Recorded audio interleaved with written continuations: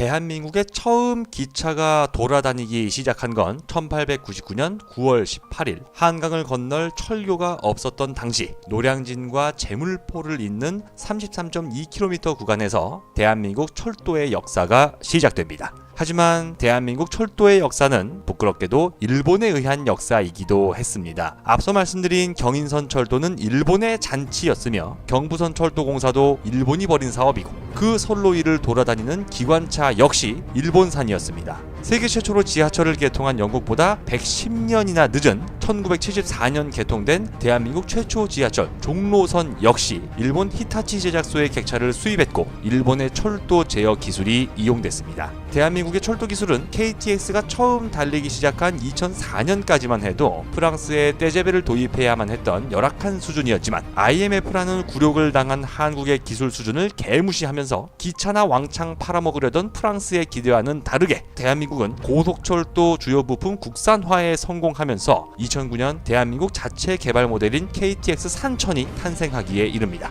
여기서 한 발 더 나가 현재 설계 최고 속도 시속 330km인 KTX 산천보다 더 빠른 해무가 머지않아 대한민국을 달릴 것으로 보입니다. 해무의 설계 최고 속도는 이전보다 약 27% 더 빨라진 시속 421km인데요. 세계에서 네 번째로 빠른 고속열차가 국내 기업, 국내 기술을 통해 탄생하는 겁니다. 그런데 혹시라도 KTX를 타보신 분들 중에서 왜 여기선 속도가 느려지지? 라고 생각했던 구간들이 있을 겁니다. 특히 익산부터 시작해 전주와 여수로 이어지는 전라선을 자주 이용하셨던 분이라면 확실하게 느끼셨을 텐데요. 그 이유는 바로 통신 기술 때문입니다. 고속철도가 빠르게 달리는 비결은 단순히 빠르게 달리는 열차만 있어서 되는 게 아니라 끊임없이 무선 통신망을 활용해 열차를 제어하는 열차 제어 시스템이 필요합니다. KTX가 일부 구간에서 시속 200km 이하로 달려야 했던 이유는 구간마다 열차 제어 시스템 통신 방식이 다르고 이로 인해 열차를 제어하는 시스템 또한 기술과 속도에 차이가 나기 때문입니다. 하지만 2019년 12월 대한민국이 세계 최초로 한국형 열차 제어 시스템 KTCS2 개발에 성공하면서 상황이 완전히 달라지게 됐습니다.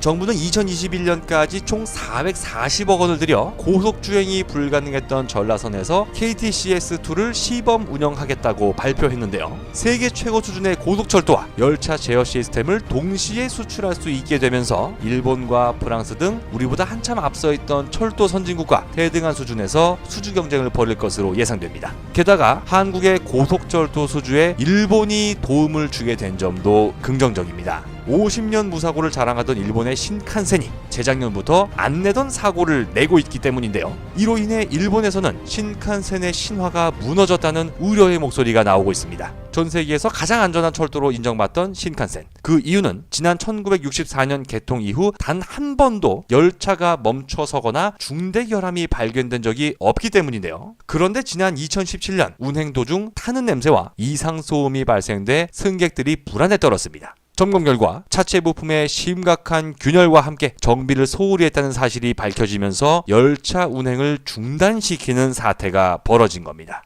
자칫 수천 명의 사상자가 발생될 수 있었던 이 사건의 충격이 가시기도 전에 2018년 6월에는 신칸센으로 사람을 치워죽게 만들고도 30분 넘게 운행을 계속했다는 사실이 밝혀져 다시 한번 일본 열도가 충격에 휩싸인 바 있습니다. 대한민국이 세계 최초로 시험에 나선 새로운 열차 제어 시스템. 만약 2년 동안 큰 사고 없이 안정성이 입증될 수 있다면 연간 250조 원 이상 규모의 세계 철도 시장을 우리가 장악하는 것은 물론 고속철도의 종주국인 일본을 누르고 올라서는 것도 충분히 가능하리라 생각됩니다. 조만간 다른 영상을 통해 또다시 인사드리겠습니다. 궁금한 점에 대한 댓글은 언제